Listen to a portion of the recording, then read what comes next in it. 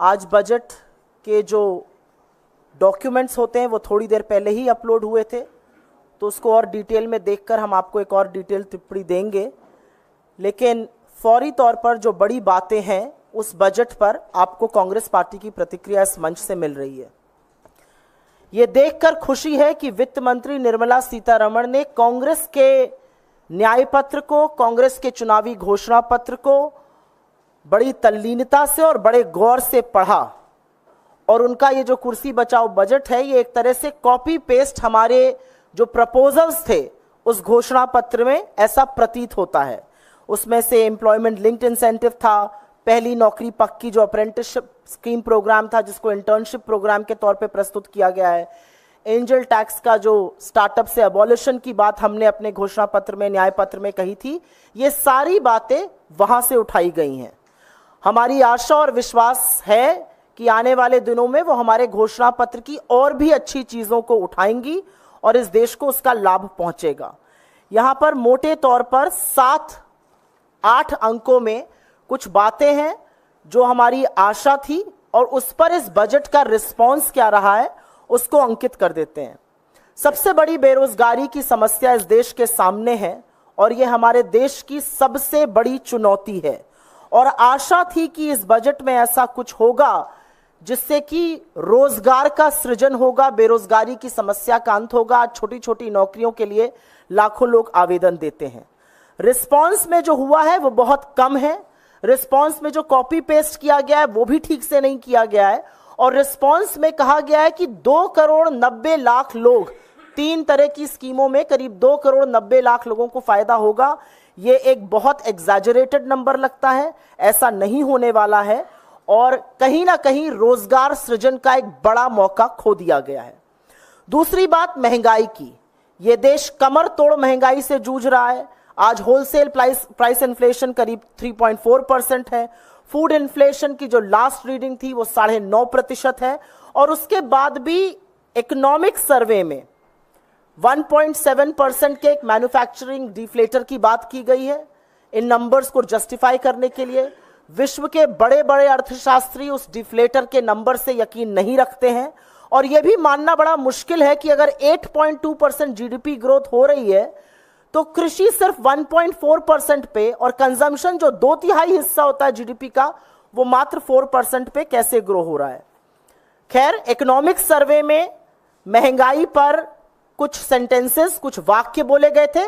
वित्त मंत्री ने अपने तीसरे पैराग्राफ में महंगाई पर मात्र 10 शब्द बोले हैं। तो महंगाई को खत्म करने की, आम आदमी को राहत दिलाने की, जरूरी सामानों पर टैक्स को कम करने की कोई राहत कहीं दिखाई इस बजट में नहीं दी है।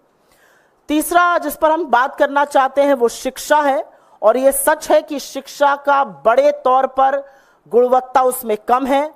आज बच्चे अपनी क्लास के हिसाब से, आधे से ज्यादा बच्चे अपनी क्लास के हिसाब से, जिस क्लास में वो हैं उस तरह का ना टेक्स्ट पढ़ सकते हैं, ना उस तरह की मैथ कर सकते हैं, ना उस तरह का गणित कर सकते हैं, और यह भी माना जाता है कि उस तरह की स्किल नहीं है। तो शिक्षा पर कहीं ना कहीं ध्यान देना जरूरी था। एक और बात, और यह बहुत बड़ी बात, आज की तारीख में यह बहुत गर्म मुद्दा है, यह बहुत बड़ा मुद्दा है, और वो मुद्दा नीट का है। नीट की परीक्षा जिस तरह से लीक हुई, नीट वो परीक्षा है जो स्कूल के शिक्षा के बाद होती है, 12वीं के तुरंत बाद की परीक्षा है, और आशा थी कि इस पर बजट में कुछ ना कुछ अंकित किया जाएगा। लेकिन नीट पर एक शब्द नहीं बोला वित्त मंत्री ने।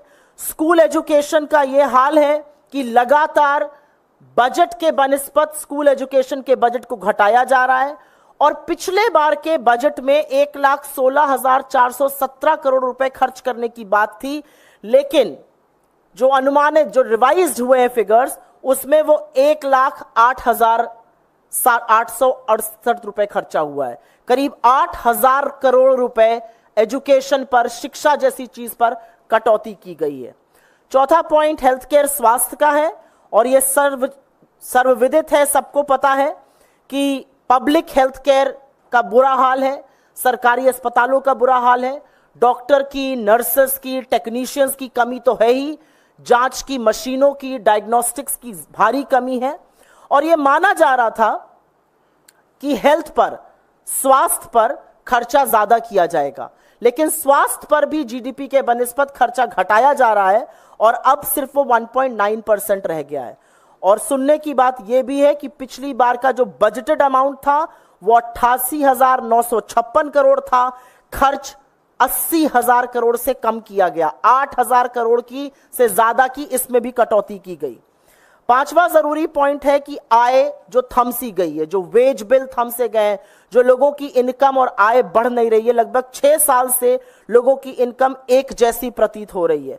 वर्ष 2017 से 18, वित्तीय वर्ष 18 से 23 के बीच में जो स्वरोजगार पाते हैं वो 12,800 रुपए कमाते हैं प्रति माह, जो दिहाड़ी मजदूर हैं वो करीब करीब 7,400 कमाते हैं, और जो मजदूर है वो 19,750 कमाते हैं। हमारी हमेशा से डिमांड रही है, हमारे मैनिफेस्टो में रहा है कि 400 प्रतिदिन की न्यूनतम आय हर श्रेणी की होनी चाहिए।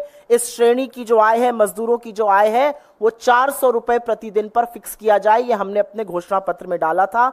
लेकिन असलियत यह है कि 0 से 20% टैक्स ब्रैकेट के अलावा किसी भी टैक्स देने वाले को कोई राहत नहीं है, और खास तौर से दिहाड़ी मजदूर, वो लोग जो शायद टैक्स ब्रैकेट में नहीं आते हैं, जो गरीब और गुर्बत से जूझ रहे हैं, पिछले 6 सालों में जिनकी इनकम नहीं बढ़ी है, उनको कोई भी राहत, कोई भी रियायत नहीं दी गई है। छठा बड़ा पॉइंट, और ये कृषि को लेकर है। हमारे देश की 65-70% लोग कृषि से संबंध रखते हैं। एक ही मांग लगातार किसान कर रहे हैं, किसानों की शहादत भी हो गई, किसान आज भी मांग कर रहे हैं कि एमएसपी की कानूनी गारंटी हमें मिलनी चाहिए। इस कानूनी गारंटी का उल्लेख उस घोषणा पत्र में भी है कांग्रेस के, जिससे कॉपी पेस्ट करने का तमाम काम वित्त मंत्री ने किया है। काश उन्होंने यह भी किया होता, लेकिन रिस्पांस में उन्होंने कृषि का बजट घटाया है as a percentage of the budget, और एक यह भी सत्य है कि एमएसपी की लीगल गारंटी पर, कानूनी गारंटी पर उन्होंने एक शब्द नहीं बोला है। सातवीं बड़ी बात, एजुकेशन लोन्स को लेकर कहा गया, और क्योंकि इतनी ज्यादा बेरोजगारी है, लोगों की आय कम है, महंगाई ज्यादा है, जो एजुकेशन लोन लिए गए थे, हमारी ये मांग थी, हमारे घोषणा पत्र में भी हमने अंकित किया था कि एक बार जो आउटस्टैंडिंग एजुकेशन लोन्स हैं उनको माफ कर दिया जाए। लेकिन ऐसा नहीं हुआ, और रिस्पांस में एजुकेशन लोन देने की बात हुई, लेकिन जो एजुकेशन लोग लेकर आज जूझ रहे हैं उस एजुकेशन लोन को चुकाने में, क्योंकि उनको नौकरियां नहीं मिली हैं, उनके परिवार की आय कम हो गई है, वो महंगाई से जूझ रहे हैं, उसके बारे में कुछ नहीं किया गया, और वो जरूर इससे निराश होंगे। अंत में एक बहुत ज्वलंत और बहुत बड़ा मुद्दा इस समय अग्निपथ स्कीम को लेकर है। लगातार हम देख रहे हैं कि सेना उसका विरोध कर रही है, लगातार शहीद परिवार उसका विरोध कर रहे हैं।